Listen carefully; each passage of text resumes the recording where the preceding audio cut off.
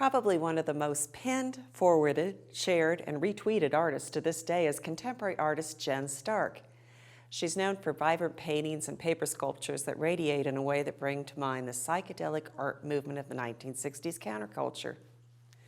She started working with colored paper because it was affordable and available, which made it easier to try new things. Using math and geometry to plan, Stark's paper sculptures create crazy dimension with repeating patterns, shapes, and colors. So, using Jen Stark's art as an inspiration and a stack of colorful construction paper as a medium, I'm going to show you how to create a layered sculpture that recedes into space and then expands again. It's not as difficult as you might think. First, you'll notice I've arranged the paper in a spectrum order. That means it's arranged like the colors of a rainbow, transitioning from red to violet and every color in between. It's how the human eye receives color. So if the paper is arranged in that order, it's going to create the smoothest transition from one color to the next. Black and white are at opposite ends of the spectrum, so we'll start with either one or the other. I'm using full sheets of construction paper for the demonstration, but you could cut the sheets in half if you wish to save paper. So I'm starting by making a fold in the white sheet and making a crease. Now you could draw a line through here first, but I'm going to dig right in and cut for the first step. We start at the crease and create a continuous wandering line all around the inside. I'm coming close to the edge, but you notice I'm not going over the edge of the paper until I reach the crease again, and then I'll cut through. So,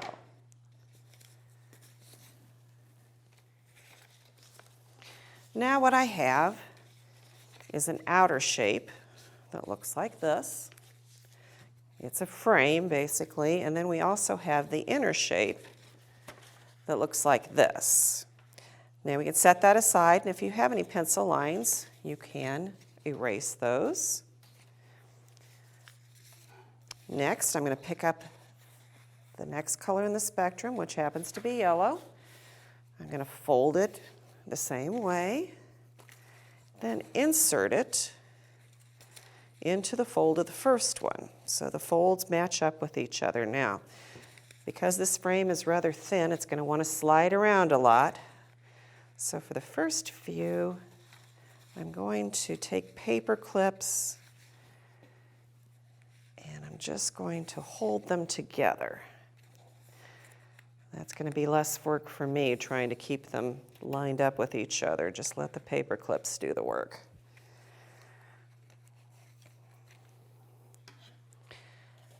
Now you don't need to draw this time. Just pick up your scissors and start here on the inside.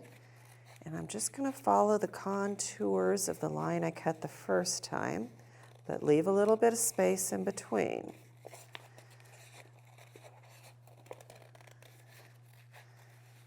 Like so. I'm using a small pair of scissors. I think that works best to be able to get around those tight curves. Once again, I've reached the crease and cut through it. There is my yellow shape. And I'll remove the paper clips.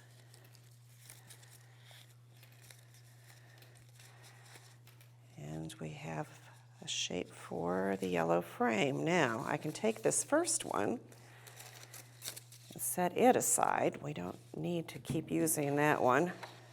It's just more to keep in place. And we'll move to the next color. In this case, that's going to be orange. And repeat what we just did. Place that inside, add the clips, and do some more cutting.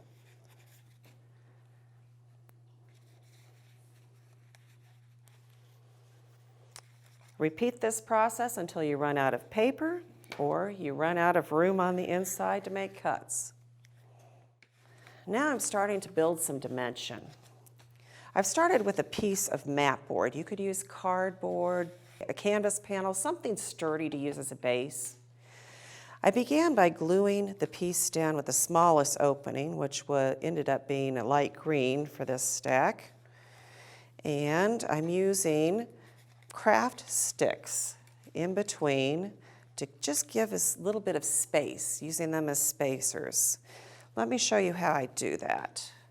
I'll take a single craft stick here, and I'm just going to place it over the craft sticks below. And repeat this on all sides.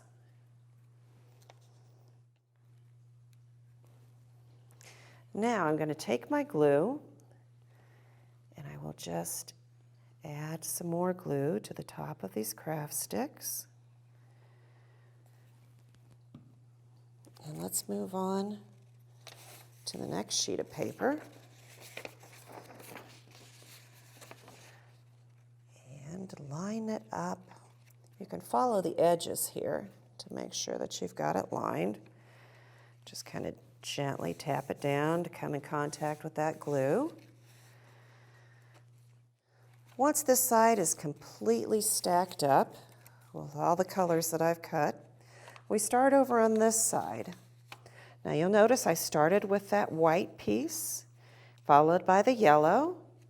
I'm going to move on to the next piece, which is a bit of an orange. That will go over this top. Now, the craft sticks are underneath here. This side gets a little trickier because you don't have that nice frame edge to follow. But I can position the craft sticks in the same way, gluing them down. I can feel underneath where the craft sticks are beneath. Now, we'll put more glue on top of this layer of sticks.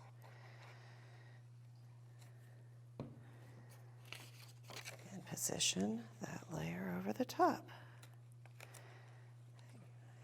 Keep going until we have all of these colors. Now, when you get down to some of these small colors, like these little pieces of green right here, you're probably going to need to take your craft sticks and either cut them or break them in order to get them that small. Now you might be wondering how this could possibly work for elementary age children. That is a lot of precise cutting, isn't it? Well, here's some ideas for you. Now you could just limit the number of colors to maybe 4 or 5 and create simple shapes. You can make random cut lines instead of following contours, or just skip building up the second side and recycle the scraps. It can be done. You can find inspiration at dickblick.com, where you'll find a rainbow of bright, fade-resistant construction paper. There's also a PDF with instructions and teaching standards addressed by this lesson plan. Thank you for watching.